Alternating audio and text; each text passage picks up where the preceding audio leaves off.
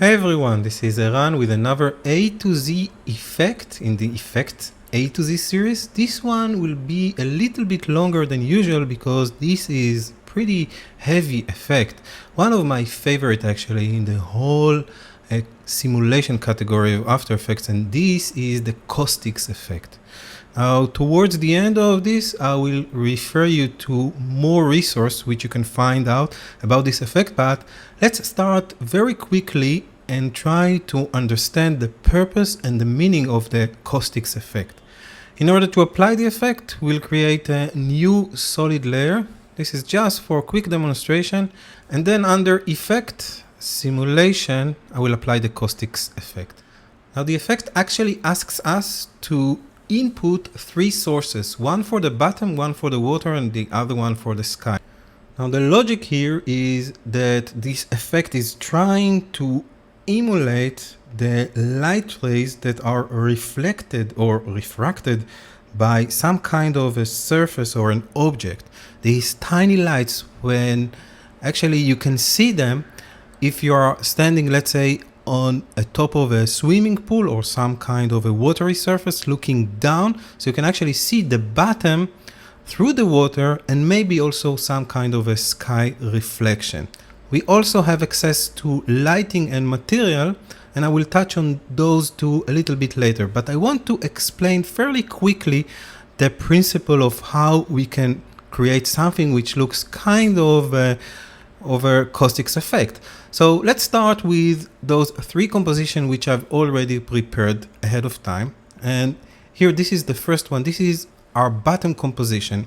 And you can see a small gray square texture here, which I'm going to quickly apply the bevel edge effect just in order for us to get some kind of maybe a start of a floor. And if we want to duplicate it, we can apply the CC reptile effect, when this one is basically just going to repeat it in the fashion of the tiling that we are defining here. So this will be our basic floor. Now let's come back to the project and drag down the bottom to our Caustics composition. And we can now delete the black solid. Now let's select the bottom and reapply the Caustics effect. And now you can see that as before, it tries to colorize the floor to some kind of a watery tint, then this is the surface color. However, it doesn't do anything yet because we need to define some kind of a watery surface, and this is the strength of the effect, some kind of a displacement source in order for the effect to work. Now we will start with something fairly simple, and then I will show you a complex advanced example later. So let's go to our water composition. There is nothing here yet, so let's quickly create a new solid. And I just want to create some kind of a grayscale image that moves in order to plug it as a displacement source. So the fastest way to go here, I think, is under noise and grain, fractal noise. I'm going to quickly change it to swirly, and maybe open the transform here, change the scale to 300, so we'll get bigger swirlies here, and also animate the evolution using a simple expression, time maybe 50. So this is what we have. This will be our basic distortion map. Now, every time you are building some kind of a distortion map, it is a wise idea to try and blur it a little bit. So I'm going to the effect, blur and sharpen, going to apply the fast blur effect, maybe blur it, let's say 40 pixels, and repeat the edge pixels. And now let's return to the Caustics composition, drag down our water surface and turn off the eye for it. Now reselect the bottom, go back to the Caustics effect, and under water surface I'm going to define the water as a displacement source, as a water surface. Now I'm going to initiate a run preview just so you can see the default behavior, and you can already start to see what I'm talking about. It almost feels like we are looking down to some kind of a watery surface. Now we can blur the bottom a little bit to get a better result. So maybe something around 0.5. And then we can play with the wave parameter. So we can turn the wave height a little bit higher if we need. We can also try to smooth it, so maybe something like this. And also we can turn the water depth a little bit deeper. There is also a refractive index, so different materials have different refractive index. And of course there is surface color, which you can define, and opacity and strength. I will play with those parameters immediately, but I just want to show you, just by modifying the wave height and smoothing, that this already starts to look very realistic, very natural. Now, of course, you have to play with those numbers in order to get a finer or better result. I'm just going to reset it for a moment because I quickly want to speak about the sky here.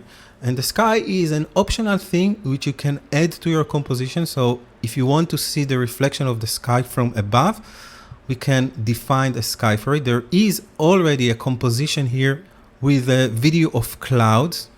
And in order to not overwhelm the design, I recommend to tint the colors of the sky because we don't want too many colors here. So I'm going to Effect, Color Correction, and let's apply the tint effect. And I'm also going to map the white here to a mid-gray just in order to, once again, not exaggerate with the design. Now I'm going to drag the sky composition to the Caustics one, turn off the eye for it, and once again I'm going to reselect the bottom and then define that the sky is now part of this composition. And you can play with the intensity of the sky if you want to see them a little bit clearer, or even the convergence, which will yield this nice effect. And of course you can also play with scaling and repeat mode and change the layer size if it differs from the layers that you are using. Now, a basic recommendation when you are using this kind of plugins, and this is true for most of the displacement effect inside After Effects, always use the same dimensions and also the same pixel aspect ratio in order to get an expected results from the plugin. Now here we can also define a different kind of lighting. You can choose between the default distance source with all its parameters, and you can also define a point source, which I find to be a little bit better in most situations. And of course you can also use the first comp light if you have one. Let's leave it like this with the distance source. I just want to show you that you also have an options to control the material reflection, specular reflection, and highlight sharpness. Once again, you have to play with those settings in order to find out which ones work best for you. For now, I'm just going to maybe turn the wave height a little bit bigger and turn on a little bit more smoothing, and just create once again a quick run preview so we can see what we've managed to achieve with this basic setup. Okay, it kind of looked nice, but it's, as I said, very basic. This effect can yield much more realistic result with a little bit more of a fine tuning. And in order to achieve this, you must prepare a better water surface distortion layer. This is the most important ingredients for this recipe to work. So let's come back to our water composition, and instead of using the fractal noise with the fast blur effects, I'm going to highlight and delete them. And actually I'm going to use the companion effect, which was originally designed for creating a watery displacement source for the caustics. You can find it in the same category. It's under the simulation category. It's all the way towards the end, and it's called Wave World. Now, at first glance, this effect looks kind of strange. I'm not going to cover this effect here as well, because this is not a Wave World tip, but I'm quickly going to show you what you need to do in order to create something interesting. So I'm going to first change it to height map, so we can see that we have some kind of a pulse on the screen. Then it is very important to open up the simulation and change the grid resolution from 40 to something much higher. I'm going to start with 150, which gives us much finer details. Now I'm going to open up the producer here, and I'm just going to animate the middle of the ring here. So let's start from the top left corner, press here to record a position keyframe, make sure it is at the beginning of our composition, go to the end and pull it all the way down to the right corner. So this is what we have until now. I know it doesn't look so promising. Let's also change here the reflect edges to all. So every time the wave will meet one of the corners, it will bounce back, it will reflect the edges. And quickly I'm going to demonstrate how it looks from this view. And this will serve as a much better displacement source for Caustics. So this is all we need to do here actually. Let's return to our Caustics, and I will hit the 0 button on the numlock just to initiate a new run preview for you to see how this looks now using the designed wave world effect in order to create a displacement source for it, a displacement map. And this looks very believable. This almost looks like there is some kind of a water which is traveling on top of this surface. Of course, we can do a lot in order to make it look even better. First thing, we can add the water layer back to the scene, but this time let's choose an overlay blending mode. This will bring a little bit more of a shadows to the whole look. Now, of course, you can raise the Caustics strength if you like. And then, of course, you can change the surface opacity in order to desaturate the colors, or if you like, completely disable the bottom and only left with this very impressive watery, almost like a paint look. And I'm a big fan of this effect. As I told you before, this is one of my favorite effects in all After Effects. So we can do a lot with these displacement techniques. And let me just quickly show you what else we can do. I'm going to turn off the sky for now and maybe just change back the surface opacity so we can see through the bottom a little bit.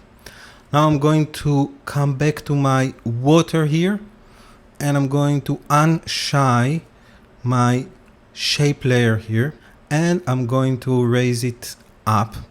Now this is a shape layer of my logo, and just so you can see what I'm doing here, I'm going to select the S shape, and this is the path for it, and you can see that we have a thin stroke for the shape of the S and for the circle. This is just 1 pixel of a gray, mid-gray stroke. Now I want to quickly integrate this logo into the scene, so it will look like there is some kind of a movement through the Caustics and the water effect.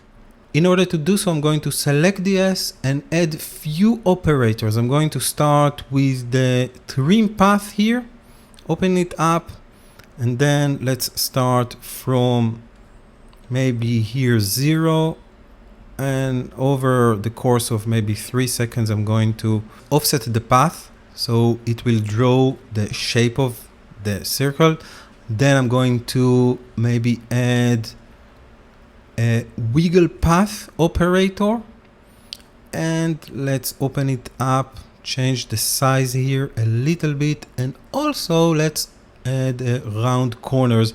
So this will by itself look like it is some kind of a watery, it has some kind of a watery feel to it.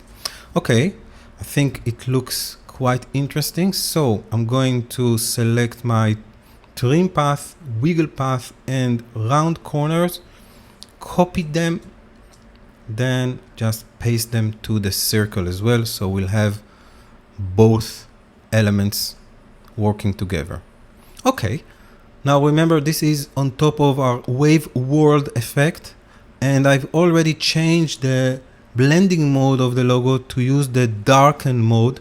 So this means that if we are going to play it together, we can see that we can sometimes see it and sometimes not, due to the mixture between the colors, the gray colors.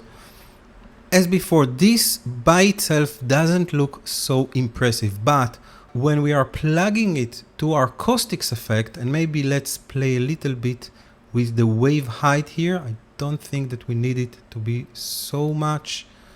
So let's take a look at what we've managed to achieve just by playing a little bit with those parameters, and I think this looks pretty interesting just by using this combination of effect. We can almost see the logo, partly there, partly not. And of course, we can always try to change the lighting condition of the scene, maybe give it a different intensity, or you can always play with the surface opacity just to desaturate the colors. If you go the other way and make the floor completely disappear, you can actually come up with a very impressive look. Look at this. Wow. I think this is something which most users will find hard to believe that it is done entirely with After Effects. Of course, we can change the colors here, so maybe a darker tint will look even better. Let's bring back the floor and maybe just show the logo a little bit. So coming back to our bottom, I will unshine another instance of my logo here, and let's quickly animate the opacity of it. I think that first of all we will use it as an overlay blending mode, so it will seems like it is painted to the floor. I'm going to maybe lower the opacity to not more than 50% and just give it keyframe here from 0 to maybe 50 over several seconds, and then let's just keep it like this and fade it away. Hopefully I'm getting the timing correctly. This should start here, so coming back to our composition and just dragging the keyframes so we will be a little bit better in terms of timing. Okay, coming back here and see, there we have it. So once again, short run preview, and this is the speed of it. I don't want to pause the recording, I just want you to see how easy it is and how fast it behaves. So just wonderful stuff.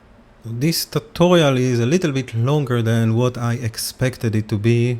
However, you can see that we only scratched the surface of the effect and what it can do for us. If you want to learn more, I'm going to suggest visiting my website, sternfx.com, and here under search, just plug in the word Caustics, and you will get few tutorials which I'm going to explain a little bit in depth how to use this effect in combination of other stuff and create wonderful effects, I think.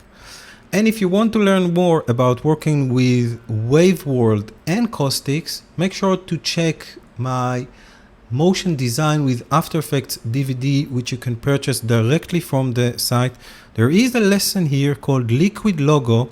If I'm going to return to After Effects here under my project settings, I already imported the liquid logo composition. I'm just going to create a run preview for you so you can see, and maybe of course play it for you full frame.